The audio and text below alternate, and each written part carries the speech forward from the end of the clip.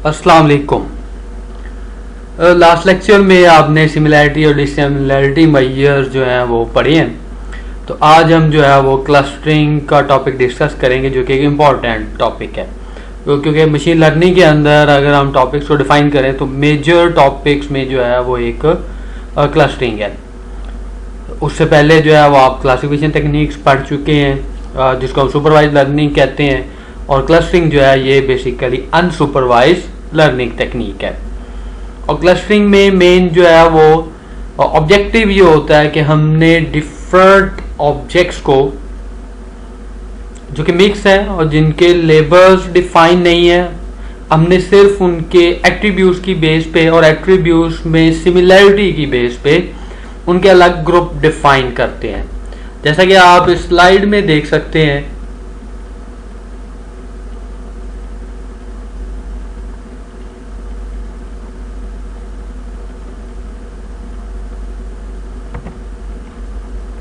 इस स्लाइड में आप देख सकते हैं कि हमारे पास ये डिफरेंट ऑब्जेक्ट्स हैं।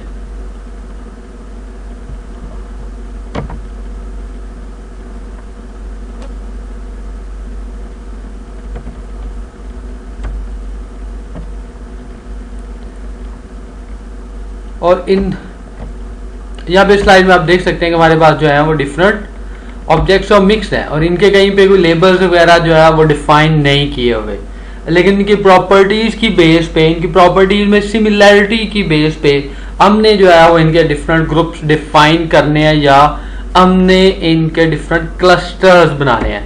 जैसा यहाँ पे आप देखेंगे तो ये फुटबॉल्स हैं, एक क्लस्टर बना। इसके बाद जो है वो रग्बी है, उसके बॉल्स हैं, बास्केटबॉल जो है उसके इसी तरह ग्रुप बन जाता है। और नेक्स्ट जो है वो ये भी बॉल है, जिसकी बेस पे जो है वो इसका एक क्लस्टर बन जाता है। और ये क्लस्टर बेसिकली इनकी प्रॉपर्टीज के दरमियान जो है वो डिफरेंस मेजर किया जाता है, और जिनके दरमियान वो डिफरेंस कम होता है। इट मीन जिनके दरमियान सिमिलैरिटी ज्यादा हो और डिसिमिलैरिटी जो है वो कम हो, तो हम उन ऑब्जेक्ट्स को मिला के जो है वो एक क्लस्टर बना देते हैं। और इससे नॉर्मली हम इस तरह की प्रॉब्लम को सॉल्व करने के लिए यूज करते हैं, जहां पे हमारे पास डेटा तो एग्जिस्ट करता है, लेकिन डेटा में क्लास लेबल्स जो हैं वो डिफाइन नहीं होते। अब क्लस्टर एनालिसिस को अगर हम डिफाइन करें तो हम कहते हैं finding groups of objects such that the objects in a group will be similar or related to one another and different from or unrelated to the objects in the other group. It means कि वो एक group में तो एक जैसे होंगे, similar होंगे, लेकिन दूसरे ग्रुप से जो है वो डिसिमिलर होंगे। तो इसलिए जो है वो हम अगर देखें तो ये हमारे पास तीन यहाँ पे क्लस्टर्स हैं। इस क्लस्टर के ग्रुप्स को अगर हम कहें तो हम कह सकते हैं कि इनके दरमियान जो है सिमिलैरिटी हाई है, और इस ग्रुप के, इस क्लस्टर के ऑब्जेक्ट्स और इस दूसरे क्लस्टर के ऑब्जेक्ट्स के दरमियान जो डिसिमिलैरिटी है वो हाई है।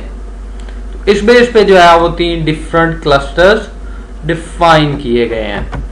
नेक्स्ट क्लासिफिकेशन ऑफ क्लस्टरिंग है कि हम दोनों को कंपेयर करते हैं कि क्लासिफिकेशन और क्लस्टरिंग में एक्चुअली डिफरेंस क्या है। Dividing objects into groups is called clustering. Assigning particular objects to these groups is called classification। कि हमारे पास अगर ग्रुप्स हैं और अगर हम उन्हें लेबल्स असाइन कर देते हैं, उनके ग्रुप बनाते हैं और ग्रुप की बेस पे हम उनको लेबल या क्लास लेबल जब असाइन कर देते हैं, तो फिर हम उससे कहते हैं कि वो क्लासिफिकेशन प्रॉब्लम है। क्लस्टर्स और पोटेंशियल क्लासेस, क्लस्टर को हम कह सकते हैं कि वो क्लासेस हो सकती हैं, लेकिन वो डिपेंड करता है कि हम उनके क्लस्टर्स किस बेस पे, कौन सा क्राइटेरिया यूज करते हुए हम उनके क्लस्टर जो है वो डिफाइन कर रहे हैं।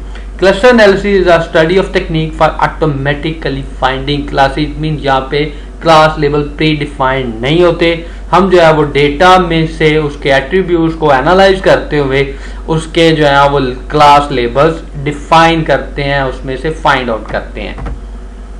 Application of cluster analysis biology में है, इंफॉर्मेशन रिट्रीवल में भी यूज होते हैं, लैंड यूज है, मार्केटिंग है, सिटी प्लानिंग है, अर्थक्वेक स्टडीज है, क्लाइमेट है, इकोनॉमिक साइंस है, और बहुत सारे एरियाज में जहाँ पे नॉर्मली हम जैसे जैसे क्लासिफिकेशन टेक्निक यूज करते हैं उसके अकॉर्डिंगली जो है हम वहाँ पे क्लस्टरिंग टेक्निक्स भी अप्लाई कर सकते हैं, लेकिन सिर्फ डेटा की नेचर पे डिपेंड करता है। अगर डेटा ऐसा है जिनके क्लास लेबल्स पहले से डिफाइन है तो हम क्लासिफिकेशन की तरफ जाते हैं। लेकिन अगर हमारे पास डेटा ऐसा है कि जिसमें क्लास लेवल प्री डिफाइंड नहीं है तो फिर हमारे पास जो है क्लस्टरिंग के अलावा और कोई ऑप्शन नहीं होती।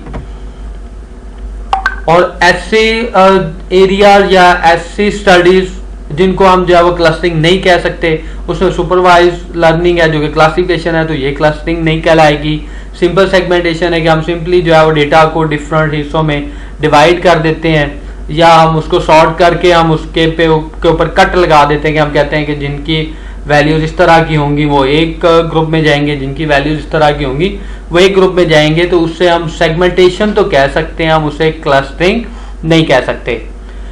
हम कहीं पे क्यूरी लगाते हैं और क्यूरी की बेस पे जो है वो हम उसके ग्रुपिंग कर देते हैं। जिस तरह आपने जो है वो डेटाबेस में क्यूरीज लगाती हैं, ग्रुप बाय की का क्लॉज यूज करते हुए हम उसके डिफरेंट ग्रुप्स जो है वो डिफाइन कर सकते हैं, लेकिन उसको हम जो है वो क्लस्टरिंग नहीं कहेंगे। इसके अलावा ग्राफ पार्टीशनिंग है कि हम जो है वो ग्राफ्स को जहाँ पे वो एक जैसे मिलते जुलते ग्राफ नजर आते हैं, हम उन्हें जो है वो एक सेपरेट ग्राफ की जो है वो पार्टीशन बना देते हैं, जहाँ पे ऑब्जेक्ट जो है यानी नोड्स जो हैं वो एक दूसरे के साथ स्ट्रॉन्गली कनेक्शन जहाँ पे ज्यादा होते हैं, हम उनके डिफरेंट जो है वो रेलिवेंस की बेस पे उनके ग्रुप डिफाइन कर दें, तो उससे हम जो है वो पार्टीशनिंग तो कहेंगे, लेकिन हम उसे क्लस्टरिंग नहीं कह सकते। अब क्लस्टरिंग में बहुत सारी एम्बिग्युइटीज होती हैं कि हमारे पास जो गिवन डेटा है उसमें से कितने क्लस्टर्स बन सकते हैं, क्योंकि ये प्री डिफाइंड हम डेटा को देख के ये एनालाइज नहीं कर सकते कि इसमें से कितने क्लस्टर्स जो है वो पॉसिबल है कि वो डिफाइन किया जा सकते। तो फिर इसलिए हमें डीपली जो है उस डेटा के ऊपर टेक्निक्स लगा के वो टेक्निक्स हमें बताती हैं कि इसमें डिस्टिंक्ट क्लस्टर्स कितने एग्जिस्ट कर सकते हैं। उसी को जो है हम आगे फर्दर वन बाय वन देखते हैं। इसी डेटा को अगर हम कंसीडर करें तो हम इसके 2 क्लस्टर्स भी बना सकते हैं, इसी डेटा से जो है वो 6 क्लस्टर्स भी बन सकते हैं, और इसी डेटा को यूज करते हुए हम जो है वो 4 क्लस्टर्स भी डिफाइन किए जा सकते हैं। तो अब जो है वो इट मीन डेटा को सिंपली जो है वो देख के तो ये डिफाइन करना पॉसिबल नहीं है कि उसमें से कितने क्लस्टर्स जो है वो डिफाइन हो सकते हैं। अब टाइप्स ऑफ क्लस्टर्स है, मेन जो है वो 2 टाइप्स हैं, एक पार्टीशनल क्लस्टरिंग है, दूसरी हायरार्किकल क्लस्टरिंग है। पार्टीशनिंग क्लस्टरिंग में हम जो है वो डिस्टिंक्ट और नॉन ओवरलैपिंग ग्रुप्स या क्लस्टर्स डिफाइन करते हैं, जबकि हायरार्किकल के अंदर हम groups with in a group define करते हैं, जिसको हम नेस्टेड क्लस्टर्स भी कहते हैं। It mean cluster of clusters, कि हम डिफरेंट क्लस्टर्स लोअर लेवल पे डिफाइन करते हैं, फिर उन क्लस्टर्स को कंबाइन करके हाई लेवल पे और क्लस्टर डिफाइन करते हैं, फिर हम इसी तरह और लेवल अप जाते हैं तो फिर और क्लस्टर डिफाइन होते हैं। तो इट मीन हम क्लस्टर्स विद इन क्लस्टर्स जब डिफाइन करते हैं तो उसको हम जो है वो हायरार्किकल क्लस्टरिंग कहते हैं। अब क्लस्टर पार्टीशनिंग में अगर हम इसी डेटा को कंसीडर करें तो हम इसके जो है वो 2 पार्टीशंस डिफाइन कर सकते हैं, और यानी अगर इस डेटा को कंसीडर करें तो हमने इसकी 2 पार्टीशन डिफाइन कर दी, इस डेटा को कंसीडर करें तो हमने इसकी जो है वो 1 पार्टीशन डिफाइन की। लेकिन जब हम जो है वो हायरार्किकल क्लस्टरिंग की तरफ आते हैं तो हायरार्किकल क्लस्टरिंग में आप यहाँ पे देख सकते हैं कि यहाँ पे 0.2 और 0.3 की बेस पे एक क्लस्टर पहले डिफाइन किया गया, फिर 0.4 को उसके साथ ऐड करके एक और क्लस्टर डिफाइन कर दिया गया, और फिर उसमें P1 जो है वो ऐड करके एक और क्लस्टर अपर लेवल पे डिफाइन किया। तो इसमें 3 क्लस्टर्स एक्चुअली एग्जिस्ट करते हैं। पहला क्लस्टर P2 और P3 का है, दूसरा क्लस्टर P4 का है, तीसरा क्लस्टर P1 का है, लेकिन ये क्लस्टर विद इन क्लस्टर्स हैं। इसी तरह आप सेकंड एग्जांपल देखेंगे तो यहाँ पे भी जो है हमारे पास पहले 2 सेपरेट क्लस्टर्स हैं, P1 और P2 का, फिर P3 और P4 का क्लस्टर है, और फिर इन सारे को कंबाइन करके हम एक फाइनली हायरार्किकल क्लस्टर जो है वो डिफाइन कर रहे हैं। इसके अलावा और डिफरेंट जो है वो डिस्टिंक्शंस हो सकती हैं डिफरेंट सेट्स ऑफ क्लस्टर्स के दरमियान, जिसमें पहले जो है वो एक्सक्लूसिव वर्सेस नॉन एक्सक्लूसिव है। In non exclusive clustering points में बिलोंग टू मल्टीपल क्लस्टर्स, कि एक पॉइंट एक से ज्यादा क्लस्टर से बिलोंग कर सकता है।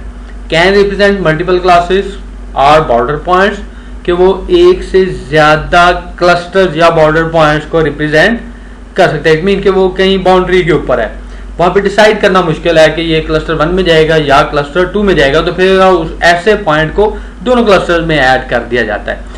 इसके अलावा जो है वो फजी वर्सेस नॉन फजी है। फजी को बेसिकली वहां पे यूज किया जाता है जहां पे एम्बिगुइटी होती है, एम्बिगुसी है, कि यहाँ पे हम डिसाइड ना कर सकते हो कि ये वाला पॉइंट जो है क्लस्टर 1 में होना चाहिए या क्लस्टर 2 में, या क्लियरली डिफाइन करना मुश्किल होता है।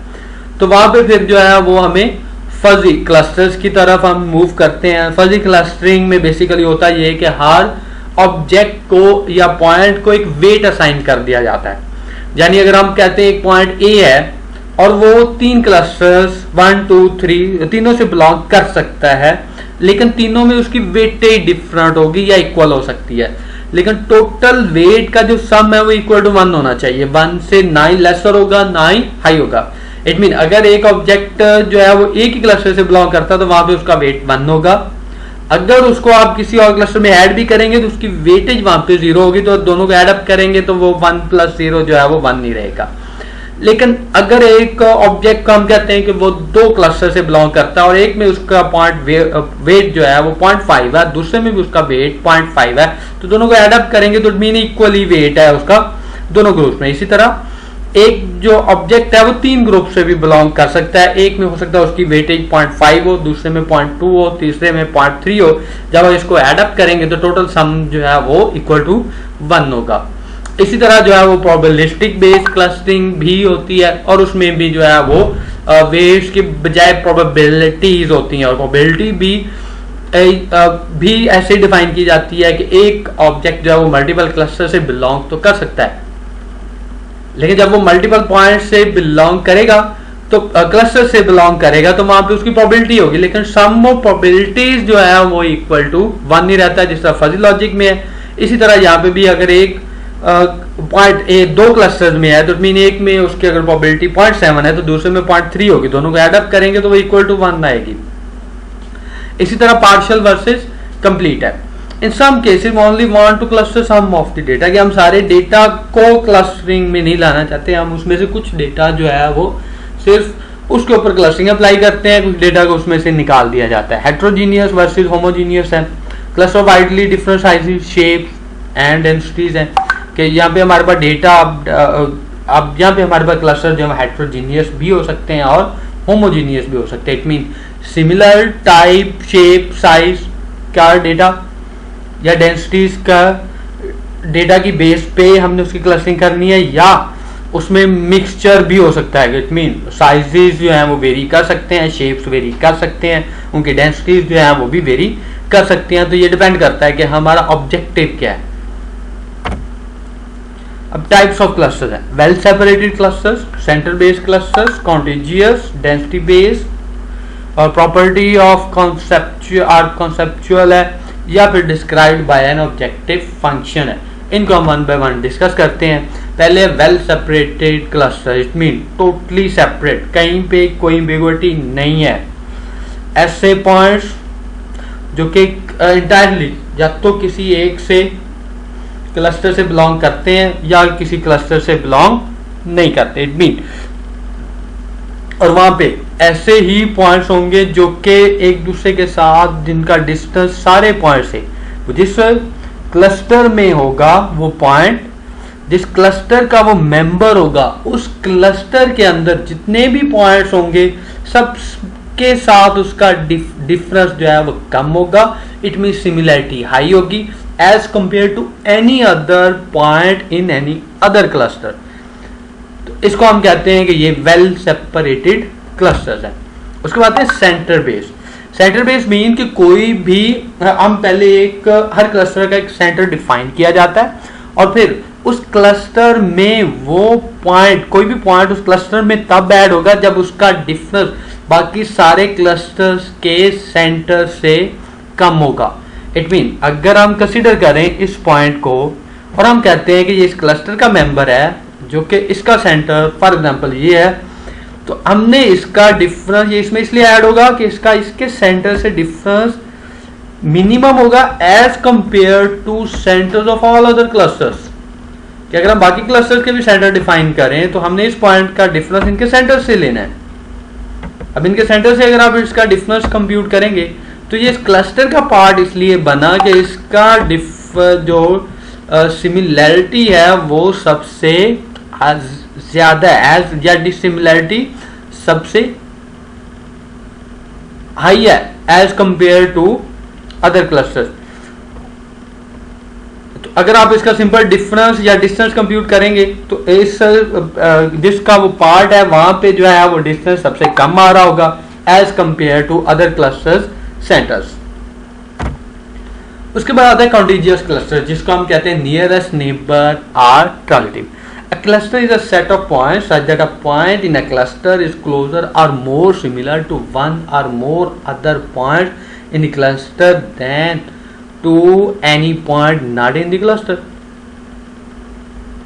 It means वो एक या एक से ज़्यादा पॉइंट से वो उस क्लस्टर में इसलिए ऐड होता है कि वो उसके एक या एक से ज़्यादा पॉइंट्स के साथ उसकी सिमिलैरिटी ज़्यादा एज कंपेयर टू दूसरे पॉइंट्स के साथ। यानी इसको अगर हम सिंपली अंडरस्टैंड करें तो हम कहेंगे ये पॉइंट इसका डिफरेंस हमने इसी क्लस्टर के पॉइंट से लेना है। अब जिनसे इसका डिफरेंस कम होगा ये उस क्लस्टर में जाएगा as compare to other points. For example अगर हम इस पॉइंट को कहें तो इसका इससे डिफरेंस हाई है, एक्चुअली ये इसका डिफरेंस इससे भी हाई है, लेकिन ये क्योंकि इस क्लस्टर में है ये पॉइंट तो हम इससे इसका डिफरेंस नहीं ले रहे, हम इसी क्लस्टर में जो पॉइंट्स ऐड हो चुके हैं उन्हीं पॉइंट्स से डिफरेंस ले रहे हैं। तो इसका इन पॉइंट्स में से कुछ के साथ डिफरेंस जो है वो बहुत कम होगा। अगर आप इसके नेबरिंग पिक्सेल्स के साथ इसका डिफरेंस कंप्यूट करेंगे तो बहुत कम होगा, तो इसलिए ये इसमें ऐड हो रहा है। इसी तरह अगर आप इस बॉर्डर वाले इस पॉइंट का कंसिडर करेंगे तो ये पॉइंट भी इस क्लस्टर में इसलिए है क्योंकि इसका डिफरेंस बाकियों से जो है वो बहुत ज़्यादा है। तो हम इसको नियरेस्ट नेबर की बेस पे बेसिकली जो है वो कंप्यूट करते हैं कि जहाँ पे इसका डिफरेंस सबसे कम आ रहा होता है। उसके बाद आते हैं density base. A cluster is a dense region of points which is separated by low density region from other region of high density. यानी जहाँ पे पॉइंट्स डेंसिटी हम यहाँ पे कहते हैं जहाँ पे ज़्यादा पॉइंट्स एक जगह पे बिलोंग कर रहे होंगे। Used when the cluster are irregular or intertwined and when noise and outliers are present। तो इसको फिर हम वहाँ पे यूज करते हैं जहाँ पे जो है वो क्लस्टर्स में इरेगुलरिटीज होती हैं या उसके अंदर जो है नॉइज होती है या आउटलायर्स होते हैं। उसके बाद आते हैं कॉन्सेप्चुअल क्लस्टर्स, जिसको हम कहते हैं शेयर्ड प्रॉपर्टी और कॉन्सेप्चुअल क्लस्टर्स, कि ये अब जो है वो प्रॉपर्टी शेयर कर रहे होते हैं और ये इनको हम कॉन्सेप्चुअल भी कहते हैं। Find cluster that share some common property और रिप्रेजेंट अ पार्टिकुलर कॉन्सेप्ट। यहाँ पे हमें जो है वो फिर फजी लॉजिक और इस तरह की तकनीक जो है वो यूज़ करनी पड़ती हैं, जहाँ पे अगर आप देखेंगे तो यहाँ पे एक एलिमेंट्स जो है वो कुछ एलिमेंट्स जिसको हम कह सकते हैं कि ये वाला रीजन है ये दोनों क्लस्टर में बिलोंग कर रहे हैं। कुछ एलिमेंट्स इधर वाले क्लस्टर से इधर वाले में और कुछ जो है वो, तो इसको हम कह सकते हैं कि ये ओवरलैपिंग सर्कल है या क्लस्टर जो है वो ओवरलैप कर रहे हैं। लेकिन हर पॉइंट की यहाँ पे जो है वो अगर हम प्रोबेबिलिटी की बेस पे या तो इसे डिस्क्राइब कर सकते हैं या फिर हम इसे फजी लॉजिक की बेस पे या फजी लॉजिक की बेस पे डिस्क्राइब कर सकते हैं। मीन या तो इसको वेट असाइन करेंगे कि ये किस क्लस्टर से कितना बिलोंग करता है या फिर हम इन्हें प्रोबेबिलिटीज असाइन करेंगे। उसके बाद नेक्स्ट हमारे पास आता है ऑब्जेक्टिव फंक्शन। इट मीन के हम जो है वो पहले अपना ऑब्जेक्टिव फंक्शन डिफाइन करेंगे और उस ऑब्जेक्टिव फंक्शन को हमारा पर्पस होगा कि या तो मिनिमाइज करेंगे या मैक्सिमाइज, क्योंकि जब हम ऑब्जेक्टिव फंक्शन की तरफ जाते हैं तो ये बेसिकली ऑप्टिमाइजेशन की प्रॉब्लम की तरफ आता है और ऑप्टिमाइजेशन प्रॉब्लम जो है वो हमें दो तरह की आगे फर्दर प्रॉब्लम्स की तरफ लेके जाती हैं, जो कि या तो मिनिमाइजेशन की प्रॉब्लम होती हैं या मैक्सिमाइजेशन की प्रॉब्लम्स होती हैं। अगर वो मिनिमाइजेशन की प्रॉब्लम होगी तो इट मीन्स कि वहाँ पे हमने जो है वो मिनिमाइज करनी होगी कॉस्ट या अपने ऑब्जेक्टिव की वैल्यूज जहाँ पे मिनिमम वैल्यू दे रहा होगा हमारे लिए वो ज़्यादा इंपॉर्टेंट होगा।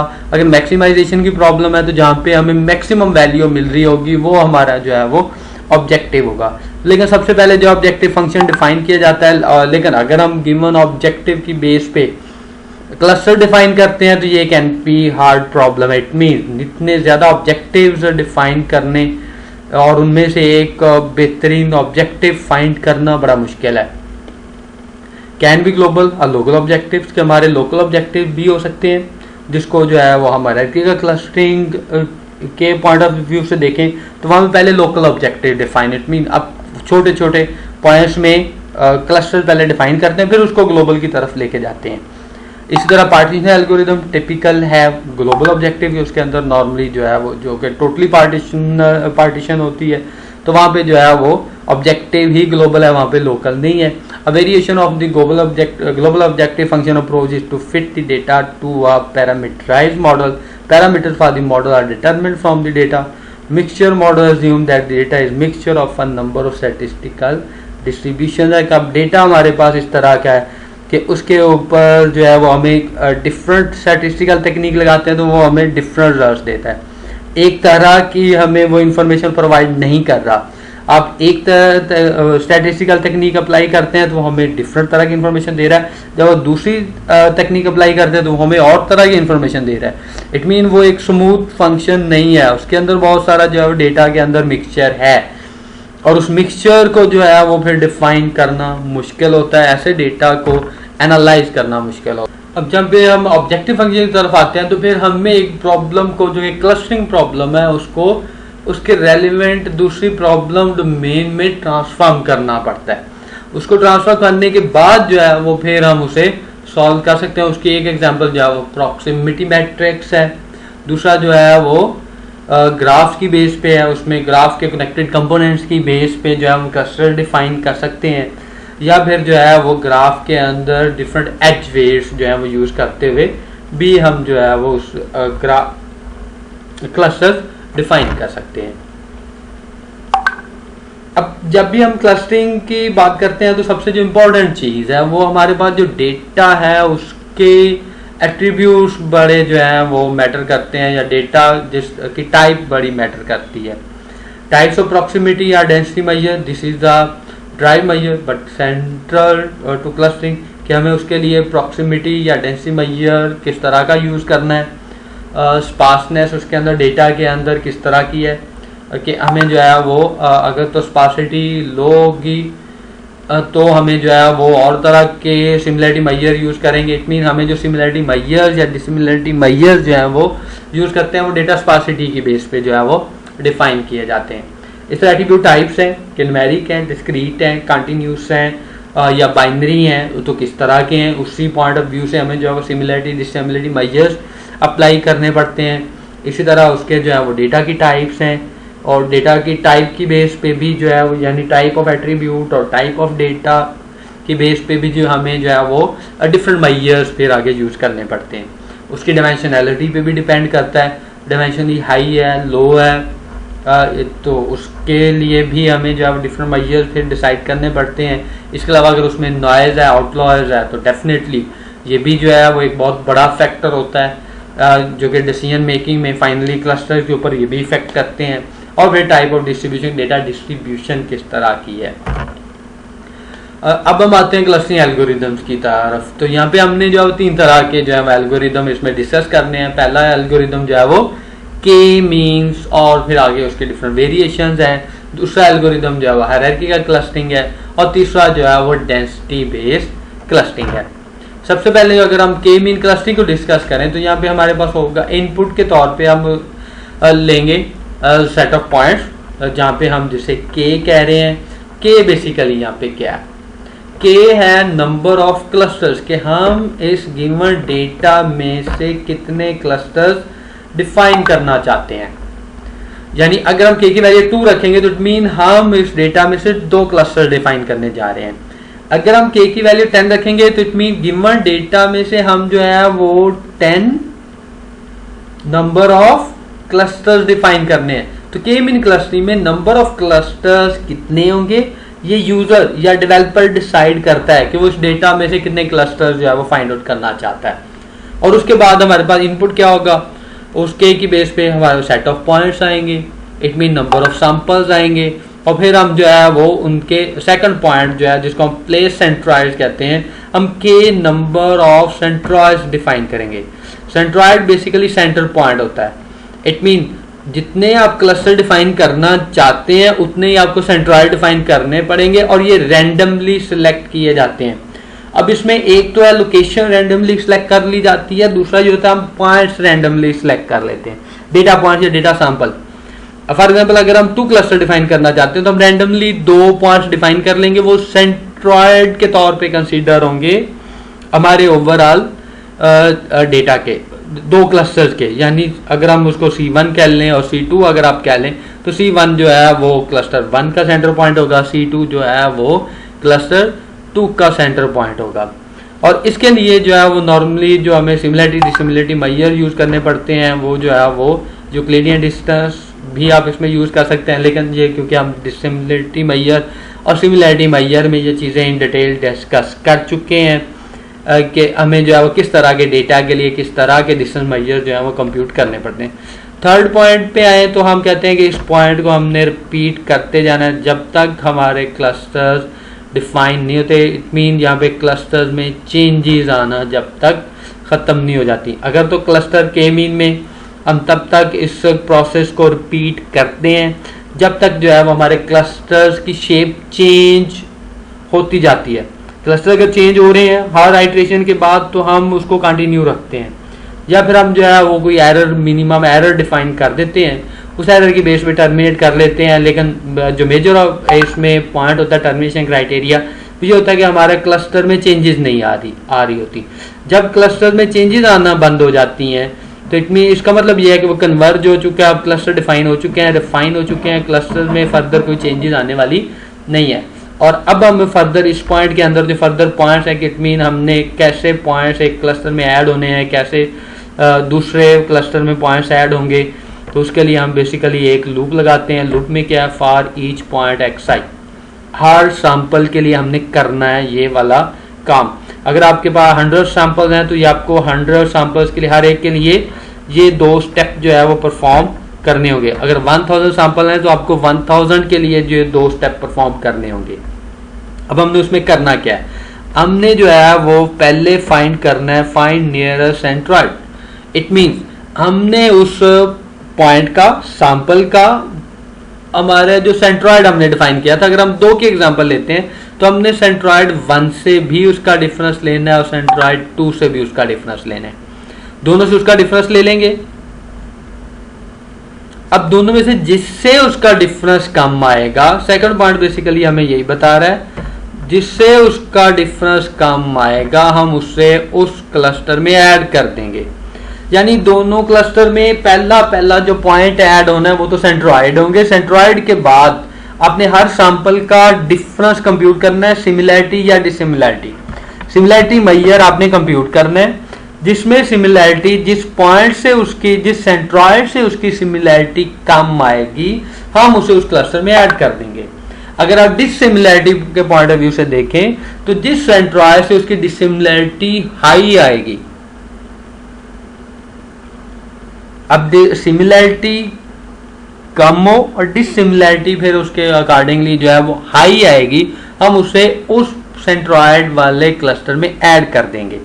यानी आपने जब डिसिमिलरिटी कंप्यूट करनी है तो वहां पे हाईएस्ट वैल्यू कंसीडर होनी है, जब सिमिलरिटी मेजर करनी है तो वहां पे लोएस्ट वैल्यू को कंसीडर करना है। सेकंड, जब हम ये काम कर लेंगे तो हम उन्हें ऐड करते जाएंगे। फिर हम सेकंड स्टेप आता है for each cluster j is equal to i into K new centroid Cij। अब हमने जब एलिमेंट्स डेटा एलिमेंट्स ऐड हो गए क्लस्टर्स में, सारे पॉइंट्स की बेस पे 100 एलिमेंट्स थे, आपने जो है वो उनके हर पॉइंट का सेंट्रॉइड से 1 और 2 दोनों से डिफरेंस कंप्यूट करते गए और उन्हें क्लस्टर्स में ऐड कर लिया। जब आप क्लस्टर्स में अब ऐड कर चुके हैं तो अब आता है फिर दोबारा क्लस्टर्स को रीफॉर्म किया जाता है। रिफॉर्म यानी उसको चेंज किया जाता है। चेंज करने से पहले उसका सेंट्रॉइड दोबारा कैलकुलेट किया जाता है। अब दोबारा सेंट्रॉइड कैलकुलेट करने के लिए ये वाला फार्मूला यूज किया जाता है। इट मींस पहले तो सेंट्रॉइड रैंडमली लिया गया था। अब फॉर एग्जांपल हम कहते हैं कि हमारा क्लस्टर 1 है, उसमें 60 एलिमेंट्स आ गए हैं, तो अब आपने क्या करना है, उन 60 एलिमेंट्स का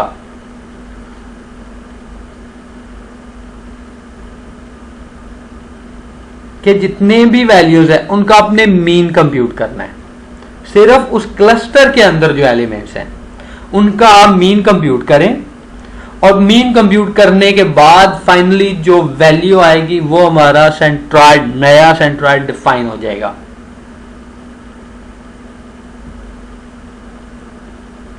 क्योंकि वही मीन बेसिकली डिफाइन कर रहा है उसका सेंटर पॉइंट। अब पहले तो हमने रैंडमली डिफाइन किया था, लेकिन जब आप क्योंकि उस वक्त तो अभी क्लस्टर डिफाइन ही नहीं हुए थे, तो हमने रैंडमली 2 पॉइंट सेलेक्ट कर लिए थे। लेकिन इस लूप में हमने हर एलिमेंट का हर सेंट्रॉइड से डिस्टेंस कंप्यूट करके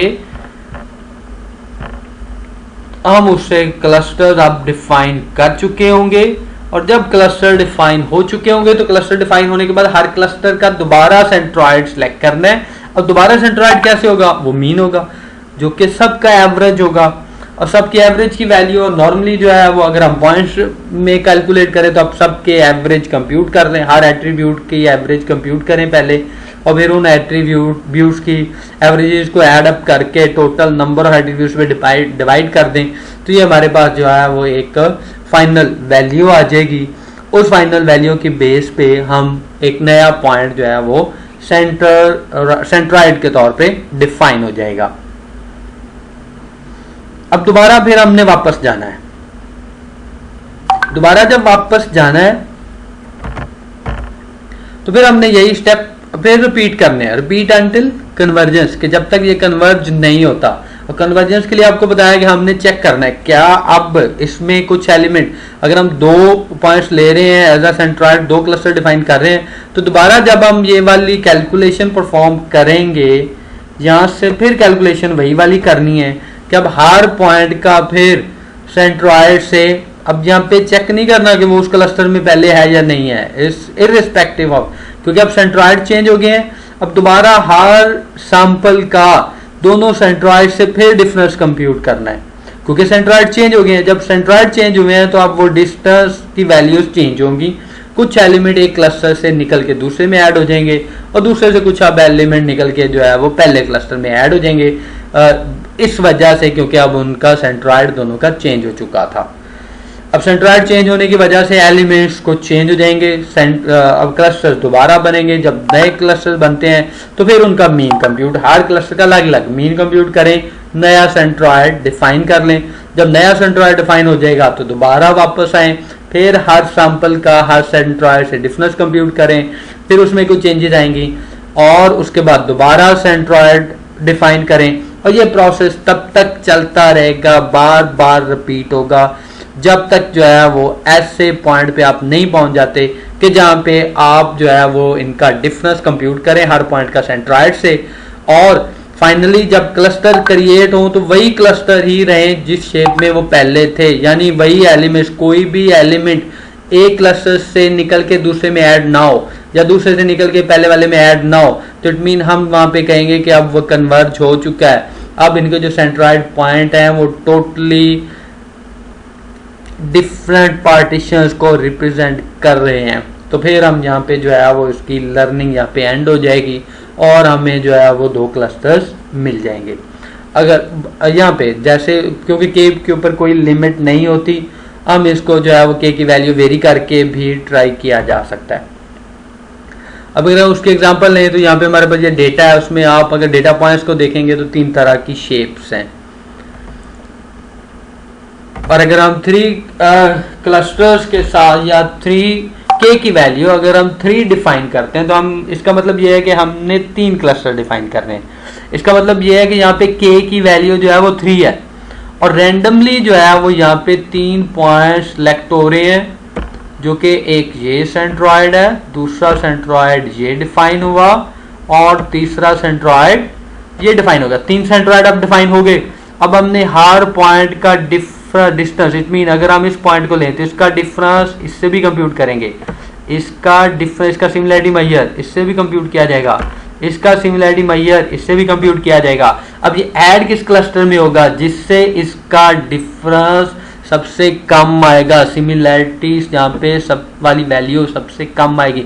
इट मीन यहाँ पे सिमिलैरिटी हाई होगी। जिन 2 पॉइंट्स के दरमियान सिमिलैरिटी वैल्यू कम आती है, इट मीन वो उनके दरमियान जो सिमिलैरिटी है हाई है, वो एक दूसरे मिलते जुलते हैं, बहुत सारी वैल्यूज उनकी सिमिलर हैं, एक जैसी हैं, उनके एट्रीब्यूट्स मिलते जुलते हैं, तो इसलिए जो है वो ये वाला पॉइंट अब जो है वो इस क्लस्टर में ऐड हो जाएगा। इसी तरह अगर आप इस पॉइंट का कंप्यूट करेंगे, इसको कंसीडर करें, तो इसका भी हम इस सेंट्रॉइड से भी कंप्यूट करेंगे, इसका सिमिलैरिटी मेजर इससे भी लिया जाएगा, इससे भी, जिससे इसकी वैल्यू कम आ जाएगी, वो ये उस क्लस्टर में ऐड हो जाएगा। और हर सैंपल के लिए हमें ये करना पड़ेगा।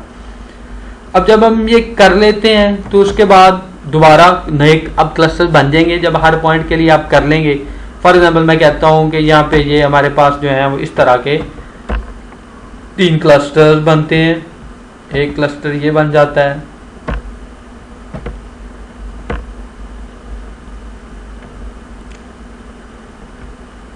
एक क्लस्टर कुछ इस तरह का ये बन जाता है, तो एक क्लस्टर फिर जो है वो ये बन जाएगा। तो हमें फिर दोबारा क्या करना पड़ेगा, हम फिर दोबारा अब इनके सेंट्रॉइड रिकैलकुलेट किए जाएंगे।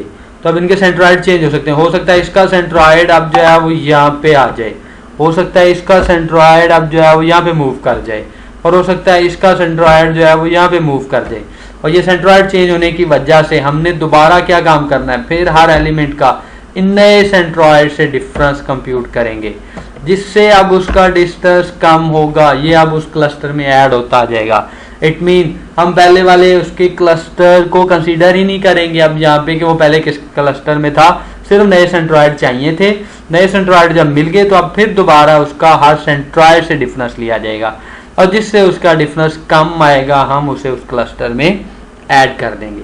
इसी तरह जब ये नए क्लस्टर फिर रीशेप होंगे, क्लस्टर नए क्लस्टर बनेंगे, जब नए क्लस्टर बनेंगे तो फिर हमने दोबारा नए सेंट्रॉइड कंप्यूट करने हैं।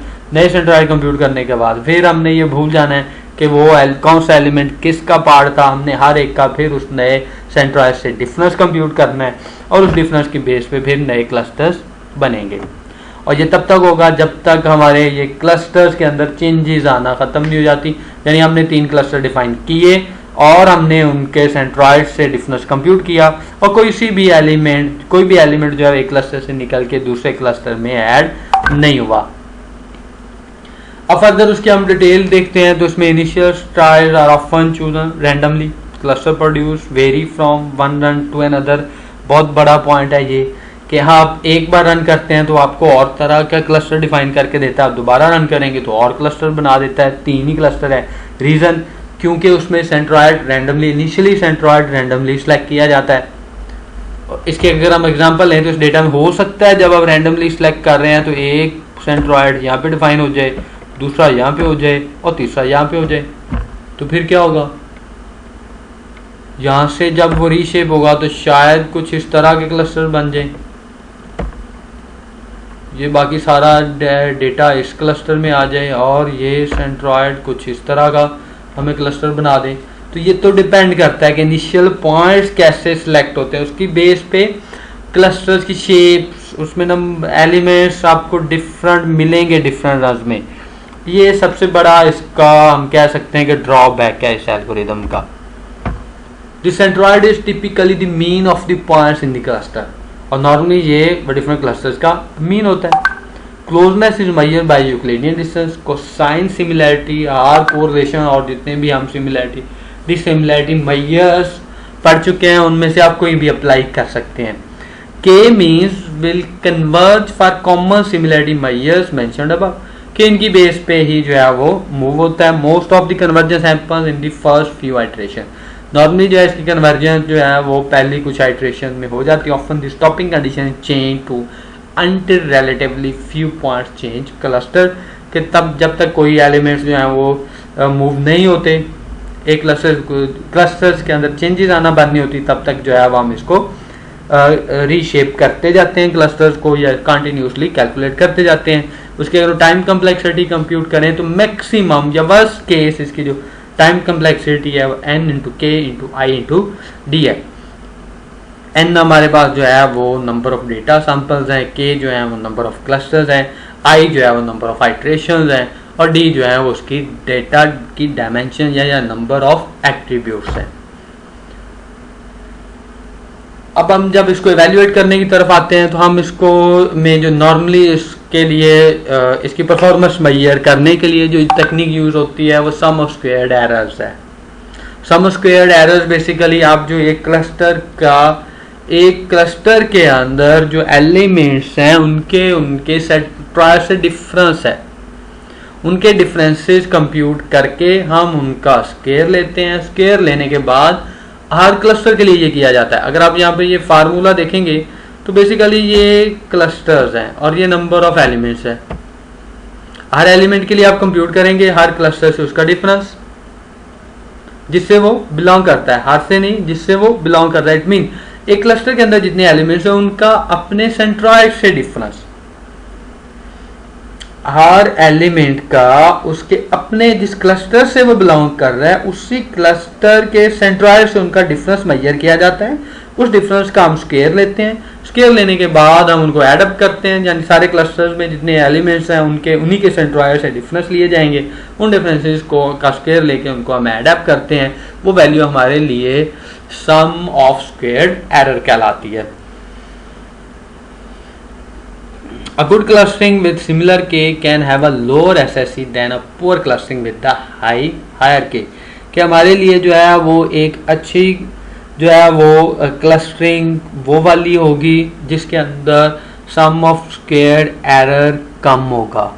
जहाँ पे सम ऑफ स्क्वायर्ड एरर हाई होगा, चाहे उसमें नंबर ऑफ क्लस्टर्स आप ज़्यादा भी बना दें, यहाँ पे अब नंबर ऑफ क्लस्टर्स पे डिपेंड नहीं करता बल्कि इसकी परफॉर्मेंस किस पे डिपेंड करती है, सम ऑफ स्क्वायर्ड एरर पे। जहाँ पे एरर कम होगा, हमारा ऑब्जेक्टिव ये है कि एरर कम से कम होना चाहिए। इन अदर वर्ड्स हम कह सकते हैं कि किस क्लस्टर्स के अंदर जो एलिमेंट्स हैं उनके सेंट्रॉयड से डिफरेंस कम से कम होना चाहिए।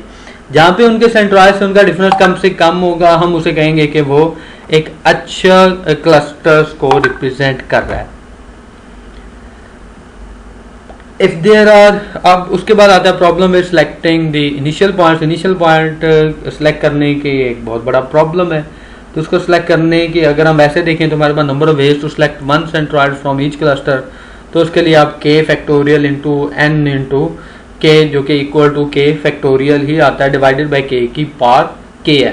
तो इट मीन इतनी ज़्यादा ऑप्शंस हैं जिनको हम कह सकते हैं। अगर k की वैल्यू आप 10 लेंगे तो 10 फैक्टोरियल डिवाइडेड बाई 10 की पावर 10 इज इक्वल टू 0.0036 है। Sometime the initial centroids will adjust themselves in right way, sometime they don't. बाज़ का ये होता है कि आप जो इनिशियल सेंट्रॉयड ले रहे हैं वो जो है वो प्रॉपर वे में एडजस्ट हो जाते हैं और बाज़ का जो है वो प्रॉपर वे में एडजस्ट नहीं हो सकते। Solutions of initial cluster problem multiple runs है कि आप जो है मल्टीपल टाइम उसे रन करें। Sample and use hierarchical clustering to determine initial centroid. इसका एक फर्दर सॉल्यूशन ये भी हो सकता है कि आप पहले जो है वो हायरार्किकल क्लस्टरिंग अप्लाई कर लें और हायरार्किकल क्लस्टरिंग को सिर्फ यूज़ किया जाए इनिशियल सेंट्रॉयड्स के लिए। पहले हायरार्किकल क्लस्टरिंग अप्लाई की जाए इनिशियल सेंट्रॉयड्स डिफाइन करने के लिए। इनिशियल सेंट्रॉयड जब हम सेंट्रॉयड डिफाइन कर लें फिर हम उसके ऊपर के मीन को रन कर दें। तो ये एक बेहतर अप्रोच हो सकती है कि हम दोनों का कम्बिनेशन यूज़ कर लें। Select more than K initial centroids and then select among these initial centroids. क्या पहले जो है वो के से ज़्यादा जितने आप क्लस्टर डिफाइन करना चाहते हैं उनसे ज़्यादा जो है वो सेंट्रॉयड डिफाइन कर लें और फिर उनमें से जो है वो आप फर्दर जो है वो सॉर्टिंग कर लें, उनमें से फर्दर फिर जो है वो सिलेक्ट कर लें इनिशियल सेंट्रॉयड्स के तौर पे। पोस्ट प्रोसेसिंग है कि आप इसको जो है वो सिलेक्ट करने के बाद में जो है वो खुद से चेंज करें, उसको एनालाइज करें और डेटा को एनालाइज करके फिर जो है वो हम उसके सेंट्रॉयड्स को चेंज करें। बाइसेक्टिंग के मीन्स है not as susceptible to initialization issues. तो अगर हम इसको बाइसेक्टिंग के मीन्स भी यूज़ करते हैं तो ये कोई जो है वो बाइसेक्टिंग टेक्निक जो है वो प्रॉपर इशू नहीं है। इसको जो है वो इनिशियलाइजेशन का जो इनिशियलाइजेशन का प्रॉपर सोल्यूशन यहाँ से भी ये भी हमें प्रोवाइड नहीं करता। अब इसमें एक इशू ये आता है कि अगर आपने रैंडमली सेलेक्ट किया तो उसने ऐसा पॉइंट सेलेक्ट कर लिया जो कि एम्प्टी क्लस्टर है। तो एम्प्टी क्लस्टर्स का हम क्या करेंगे, basic M in algorithm can yield empty cluster. तो फिर उसके लिए जो है वो सेवरल स्ट्रेटजीज यूज़ करती हैं। Choose the point that contribute most to the sum of squared errors, choose a point from the cluster with the highest sum of squared error and if there are several empty cluster the above can be repeated several times. कि हम जो है वो ऐसा भी कर सकते हैं कि एक पॉइंट जो है वो जो कि सम ऑफ स्क्वायर्ड एरर में सबसे ज़्यादा कंट्रीब्यूट कर रहा है, हम उसे एज अ सेंट्रॉइड सेलेक्ट कर लें। अगर हमारा सेंट्रॉइड जो है वो कोई एलिमेंट नहीं है बल्कि क्या है वो एम्प्टी है, यानी क्लस्टर ही एम्प्टी आ गया। अपने सेंटर पॉइंट ऐसा सेलेक्ट कर लिया कि उसके अंदर कोई भी और एलिमेंट ऐड नहीं हुआ, कुछ क्लस्टर्स के अंदर बाकी एलिमेंट्स बाकी क्लस्टर्स में ऐड हो गए और एक सेंट्रॉइड ऐसा सेलेक्ट हुआ जिसमें कोई एलिमेंट ही ऐड नहीं हुआ। तो ऐसे इश्यूज को फिर हमें जो है वो इन 3 स्ट्रेटजीज को यूज करते हुए जो है वो रिजॉल्व किया जा सकता है। इन द बेसिक के means algorithm centroids are updated after all points are assigned to a centroid and alternative is to update the centroid after each assignment। इसको हम इंक्रीमेंटल अप्रोच भी कहते हैं कि आप बजाय इसके कि हम जो है वो सारे एलिमेंट्स को के लिए डिसाइड कर लेंगे वो किस किस क्लस्टर में जाएंगे, हम जैसे एक एलिमेंट ऐड हो जाए उसी वक्त उनके सेंट्रॉइड चेंज कर दें। यानी एक एलिमेंट एक में ऐड हुआ एक क्लस्टर में, जैसे एक क्लस्टर में एक एलिमेंट ऐड होता है उस क्लस्टर का सेंट्रॉइड उसी वक्त मीन के थ्रू चेंज कर दें। तो हम इस टेक्निक को इंक्रीमेंटल अप्रोच कहेंगे। ईच असाइनमेंट अपडेट 0 और 2 सेंट्रॉइड्स, कि हर अपडेट के बेस पे हो सकता है कि कोई एक सेंट्रॉइड अपडेट हो या एक से ज़्यादा सेंट्रॉइड भी अपडेट हो सकते हैं, लेकिन हमें जो है वो सेंट्रॉइड इस तरह से वो अपडेट नहीं हो सकते कि क्लस्टर में एलिमेंट ऐड नहीं हुआ तो उसका तो सेंट्रॉइड अपडेट करने की जरूरत नहीं होगी, उसका सेंट्रॉइड तो हम मॉडिफाई कर नहीं सकते, लेकिन जिसके अंदर एलिमेंट ऐड होगा उसका जो है वो हम सेंट्रॉइड चेंज करते जाएं। मोर एक्सपेंसिव, लेकिन इससे जो है वो उसकी टाइम कम्प्लेक्सिटी बढ़ जाएगी। इंट्रोड्यूस एंड ऑर्डर डिपेंडेंसी, और इसमें ऑर्डर भी अब मैटर करता है कि किस सीक्वेंस में किस क्लस्टर में एलिमेंट ऐड हो रहे हैं, और वो सीक्वेंस यहाँ पे जो है वो बड़ा इंपॉर्टेंट है। Never get an empty cluster, लेकिन इससे जो है वो एक ये इसका एडवांटेज भी है कि इससे हमें एम्प्टी क्लस्टर नहीं मिलेगा। Can use weights to change the impact, और इसके लिए फिर हम जो है वो वेट्स भी असाइन किए जा सकते हैं, एलिमेंट्स को वेट्स भी दिए जा सकते हैं कि अब एलिमेंट्स को वेट्स असाइन कर दें, जो कि फजी लॉजिक के पॉइंट ऑफ व्यू से बेसिकली कि ये एलिमेंट जो है वो इस क्लस्टर से बिलोंग करता है, तो विद रिस्पेक्ट टू डिस्टेंस ही कि जिसका उसका डिस्टेंस कम है उसको वेट हाई असाइन किया जाए, जिससे उसका डिस्टेंस ज़्यादा है उसको वेट कम असाइन किया जाए, और जिससे उसका डिस्टेंस सबसे कम है उसको भी कुछ वेट उसके लिए भी रखा जाए। तो अगर हम इस तरह से वेट्स जो हैं वो ऐड कर देते हैं तो ये भी एक डिफरेंट टाइप ऑफ अप्रोच है। यानी हम के मीन क्लस्टरिंग के अंदर ही ये वेट्स असाइन कर सकते हैं, हमें अलग से जो है वो। इसके अलावा फजी सी मीन भी है, एल्गोरिदम है जो कि फजी लॉजिक पे बेस करता है। Pre processing and post processing. Pre processing normalise the data, eliminate the outliers, क्या पहले इन चीज़ों को हैंडल कर लें, उसके बाद जो है वो आप क्लस्टरिंग टेक्निक अप्लाई करें। उसके बाद है post processing, eliminate small cluster that may represent outliers, के ऐसे छोटे छोटे क्लस्टर मीन्स के अगर हमारे पास 100 एलिमेंट्स हैं और आप 3 क्लस्टर डिफाइन करते हैं तो एक में 5 या 10 एलिमेंट्स हैं और एक में 40 हैं और एक में 60 हैं, तो इट मीन्स के वो जिसमें 5 to 10 एलिमेंट्स हैं तो उस क्लस्टर को हमें किसी और क्लस्टर में मर्ज कर देना चाहिए। Split loose cluster with relatively high square sum of error, कैसे क्लस्टर जिनमें सम ऑफ स्क्वायर एरर जो है वो हाई है, आप उसको जो है वो फर्दर स्प्लिट कर दें। Merge cluster that are close and that have relatively low square sum of error, इसी तरह हम 2 क्लस्टर्स को जिनके दरमियान जो है वो स्क्वायर सम ऑफ एरर जिन दोनों का कम है उनको मर्ज किया जा सकता है। Can use these steps during the clustering process.